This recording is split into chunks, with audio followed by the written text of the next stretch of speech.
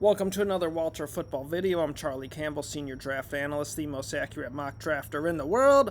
All right, so let's get into the latest mock draft I did. We just had the NFL trade deadline. Colts trade away their first-round pick to the Jets for Sauce Gardner. Obviously, the Jets have the next year's first-rounder from Indianapolis as well. Dallas gives up a second-round pick to the Jets in the Quinnen Williams trade. So if you want to see the second round of the mock, just click below here to the link, and you can see what I have going on there. But we'll just hit on the first round, and I'll hit on picks for teams that do not have a first-round pick. So just a little bit of round two there as well. So anyways, let's get into it. First overall, I have the Saints taking Ty Simpson, the quarterback from Alabama. Let's see how Tyler Shough does over the back half of this season. Perhaps he plays really well, and the Saints believe he's their starter of the future, and then they don't need to draft a quarterback in the first round next year. But as it stands right now, with the Saints holding the number one pick, I would have them go. I think they would go with Ty Simpson, the quarterback from Alabama, who's just been outstanding, especially over the middle portion of this season. He's just been dominant. So give the Saints a true franchise quarterback to build around. Second overall, I have the Titans taking Spencer Fano, the right tackle from Utah. Very fast, strong, athletic, and the Titans badly need better protection for Cam Ward, and they got to get just the best blockers available to help build up that line in front of him. Third overall, I have the Jets taking Fernando Mendoza, the quarterback from Indiana. I think he's a really nice fit for the Jets, even though I personally might rate Dante Moore ahead of him as a prospect. It's too early to say for sure, but I think Mendoza's a good fit for the offense with Tanner Engstrand. He's smart. He's a strong-armed pocket passer, similar to what Engstrand and Aaron Glenn had with Jared Goff in Detroit, with a guy who can sit back there, read the field, make the correct decision, very good ball security, accurate, strong arm, and a little better athlete than people probably think from the eyeball test. So I have the Jets going with Mendoza. Fourth overall, this is where it gets a little bit more interesting. I have the Dolphins taking Dante Moore, the quarterback from Oregon. With Chris Greer leaving the team and the team going to hire a new general manager, I definitely could see them drafting a quarterback and starting to prepare the transition away from Tua. Obviously, Tua's contract was terrible, I thought at the time. Same with Trevor Lawrence. I thought those were bad contracts. Those teams could have and should have waited. They didn't have to do those extensions, but what's done is done. Now Miami has to kind of figure their way out of this. It's a big albatross. Perhaps if they draft a quarterback, let him sit behind Tua, develop him. Who knows? Tua could get hurt and his career could be over at any time, given the concussion history there. But I think also they could hold on to Tua if he plays well, potentially trade him as the contract gets more palatable to move on from him. But right now, with them picking high and a new GM coming in, possibly a new head coach, I have them going with a quarterback. Fifth overall, I have the Giants taking Mansour Delane, the cornerback from LSU. Has played really well this season. The Giants could use a true number one. He'll make that pass rush even better because he's going to be able to cover up receivers, give the cover number ones, give those rushers an extra half second or second to get to the quarterback. Sixth overall, I have the Browns taking Lenoris Sellers, quarterback from South Carolina. Sellers is super talented, powerful arm, excellent runner. His escapability is just off the charts. It's incredible, the plays he makes in the pocket to avoid sacks and then take off and run or throw. But he's very inconsistent, needs to become a more accurate passer, needs to play in rhythm and phase more in terms of just hitting on the short to intermediate passes. But the Browns with Kevin Stefanski, perhaps they feel like they can work with him, develop him, and end up having a quarterback with an amazing skill set there for Cleveland. 7th overall, I have the Raiders taking Isaiah World, the left tackle from Oregon. They really could use a tackle to pair with Colton Miller, improve the pass protection for Geno Smith, improve the run blocking for Ashton Genty. I think a tackle makes a lot of sense for Las Vegas. 8th overall, I have the Bengals taking Caleb Downs, safety from Ohio State. Cincinnati's gotten torched by tight ends this season. It's insane that it's on a prolific rate for what they've allowed tight ends to do to them.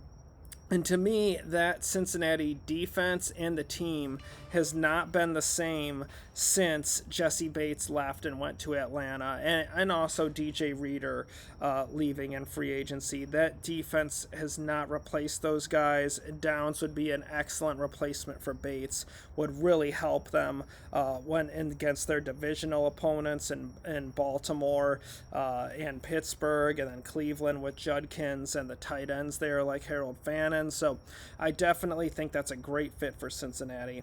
9th overall, I have Washington taking Jeremiah Love, the running back from Notre Dame. Jaden Daniels, this is just becoming a lost season for them. But I think they need to really improve the run game around him. Love would be a plug-and-play upgrade. He is outstanding.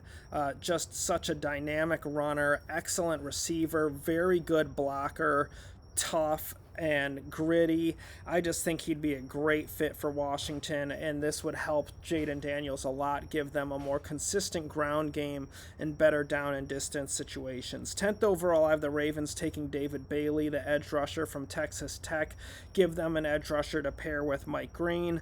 11th overall, I have the Rams taking John Mateer, quarterback from Oklahoma. I'm not sure Mateer is going to be in the first round of my mock too much longer. I'm hearing some rumblings that he is likely to go back to Oklahoma next year. Has not had the season he wanted to. The thumb injury on his throwing hand has thrown everything off. He rushed back too soon, has not been the same. The end of the Ole Miss tape to me was very disappointing, and I was super high on Mateer early in the season, so I think he could be wise to go back. But as of now, still have him in this mock. I think this is a great year for the Rams to take their successor to Matthew Stafford with 2 first-round picks. You get a quarterback, get him in the hopper for Sean McVay. Use the other first-round pick to help the roster so you can continue to try and win now for Stafford, while also developing that guy who's going to replace him down the line. We've seen a lot of success in Green Bay kind of following that example, so I think that would be a really excellent plan for Los Angeles. 12th overall, I have the Cardinals taking Caden Proctor, the left tackle from Alabama. They could flip him to the right side there in Arizona. Jonah Williams has been injury prone and disappointing play when he's been on the field. Proctor would give them a bookend and a big run right tackle to go behind with Connor and Benson and the backs they have there in Arizona. 13th overall, I have the Texans taking Caleb Lomu, the left tackle from Utah. Really good athlete, quick, agile, nice ability to bend at the knee. Just needs a little more development in terms of technique, but the skill set is there for him to be a good starting left tackle, which is something the Texans really need. 14th overall, I have the Cowboys taking Keldrick Falk, the defensive end from Auburn. Obviously, Dallas needs defensive end help. They've done a really good job of adding 2 excellent interior defensive tackles with Kenny Clark and Quinnen Williams. Now they just need to build up the edges. This is a really strong edge class, so I could see the Cowboys even potentially doubling up and getting 2 defensive ends in the first round, or maybe one in the first round and then another on day 2. But I definitely think Falk would be a good fit because Dallas has wanted to improve their run defense. It's really clearly bothered them how well teams ran the ball on them last year and then going into this season, which is why they insisted on Kenny Clark being part of the Parsons trade. And I think Falk If you want to improve your run defense as a defensive end, he's superb. He's so tough. He's so long and strong at the point of attack. Just excellent base end run defender. So I think that would definitely appeal to Dallas given their current mindset. 15th overall, I have the Vikings taking Avion Terrell, the cornerback from Clemson. Give them a smooth run and cover cornerback, a guy that can run the route, prevent separation. I think the Vikings need to improve the talent in that secondary. 16th overall, I have the Panthers taking Rueben Bain, edge rusher from Miami. This is probably a bit lower than some others have him projected, but you can check out a hot press I have coming out on him, on where teams are valuing him and where they view him. Check that out, the links below. But Carolina could use more defensive end help, clearly, and I think Bain could be a nice addition for them. 17th overall, I have the Chiefs taking Jordan Tyson, the wide receiver from Arizona State.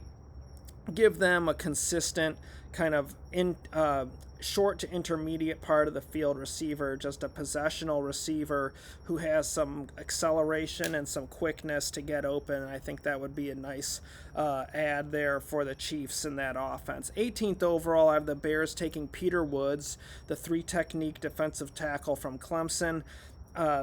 Grady Jarrett's been a big disappointment there thus far in Chicago. I think Woods could be more of a long-term solution. Give them a three technique to pair with Montez Sweat.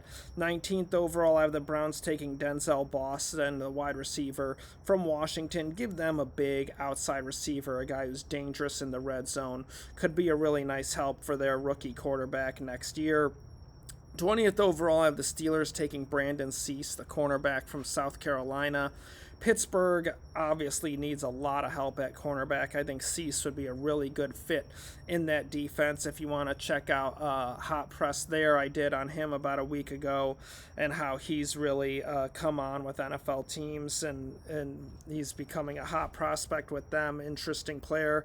So I think he's going to definitely end up being taken right now based on talking with them, back half of the first round to early in the second. But you know, with the cornerback position and the demand for them all around the league, there's a good chance that he'll just continue to rise, playing a premium position. 21st overall, we got the Lions. Excuse me. I have them taking Dennis Sutton, DDS. They need an edge rusher across from Aiden Hutchinson. You got Marcus Davenport and Josh Pascal hitting free agency after this season. Give them another big body, sturdy edge rusher. That's the DDS is the kind of player that they like in terms of the measurables, the size, the weight, the length, and the toughness as a run defender. So I could see him really appealing to the Lions.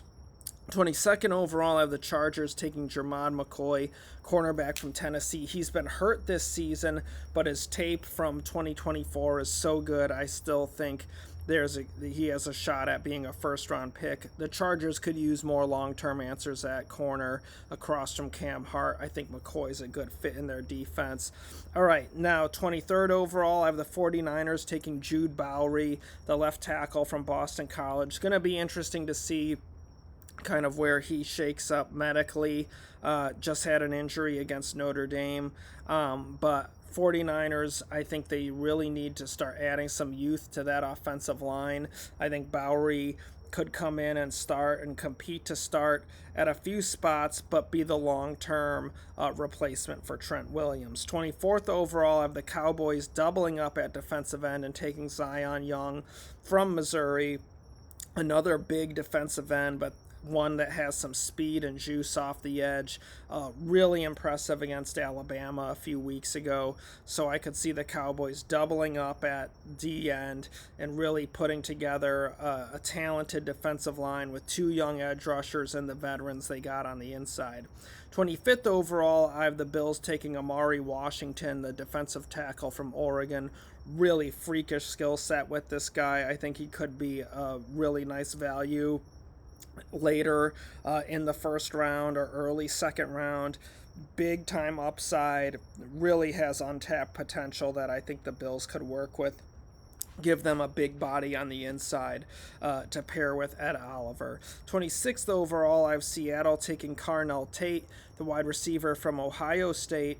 I could see them looking to get another big outside receiver after trading DK Metcalf. You've got JSN, who's having an excellent season, but Cooper Kupp's on the downside of his career. Rashid Shaheed, if he gets re-signed, is more of that deep threat receiver, but I think they could use a big guy for Sam Darnold, someone that he can throw the ball up to when nothing else is open, and a guy who can win 50-50 passes and be a weapon in the red zone. So I like that fit there for Seattle.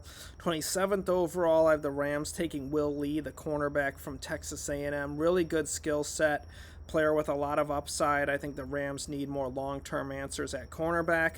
28th overall, I have the Broncos taking Francis Magoa, the right tackle from Miami. Give them some youth on the offensive line. I think they could get younger and cheaper at right tackle by moving on from Mike McGlinchey and have Magoa in there. He could start out at guard on the inside, and then in a year or two replace McGlinchey at right tackle. 29th overall, I have the Buccaneers taking Arvell Reese, the linebacker from Ohio State. Tampa Bay needs some young linebacker talent. Levante David, in my opinion, has had a Hall of Fame career, but he can't play forever, and they could use some talent around him anyway. I think Reese would be a great fit for Todd Bowles with just what he can do as a blitzer, a run defender, dropping in coverage, and Bowles is so multiple with how he uses his tight linebackers. I think he's a great fit and can help them cover tight ends. So I really like that pick for Tampa Bay. 30th overall, I have the Patriots taking Chris Bell, the wide receiver from Louisville. He is tough, big, thickness-wise, not overly tall, but he's kind of built like A.J. Brown. Really good after the catch. I think he'd be an excellent weapon for Drake May. 31st overall, I have the Eagles taking Kenyon Sadiq, the tight end from Oregon. Give them a tight end to pair with Dallas Goedert and eventually replace him. 32nd overall, I have the Jets taking LT Overton, the defensive tackle from Alabama. He plays end, he plays tackle, very versatile. Has a lot of upside. I think he could grow and be that 3 technique to replace Quinnen Williams there in New York. All right, let's get to the teams that don't have a first-round pick. We got the Falcons. I have them taking Domaney Jackson, the cornerback from Alabama, there at pick 42. And I think that would be solid value for them. A lot of different opinions on Jackson, but they could use a solid number 2 corner across from A.J. Terrell. And Jackson is big, physical, competitive. I think he'd be a nice fit there in that defense for Atlanta. 53rd overall, I have the Jaguars taking Darrell Jackson, the defensive tackle from Florida State. They could use more young talent on the inside of that defensive line. They could also use some more size and physicality. Darrell Jackson checks those boxes for them. 56th overall, I have the Packers taking Amari Farrell, the cornerback from Indiana. Maybe he moves to safety in the NFL, but I think he's a really nice fit in the Packers scheme. He also is a big play producer, just is very instinctive around the ball. You've seen that for the past 2 seasons now, so I like that fit for Green Bay. 64th overall, I have the Colts taking Aaron Anderson, the wide receiver from LSU. They move on from A.D. Mitchell. Alec Pierce is nearing the end of his contract. I think it would make sense, even if Pierce is brought back, continue to build up weapons for Daniel Jones and give him another young receiver and a speed receiver that can make some plays in that offense. So check out the rest of the second round in the link below there. And of course, we got tons of other stuff on prospect rankings, college game recaps, Monday morning draft, all that stuff, and Walt's picks and his mock and everything else. So check it all out on walterfootball.com. Thank you guys so much for watching. I'll be back with you soon.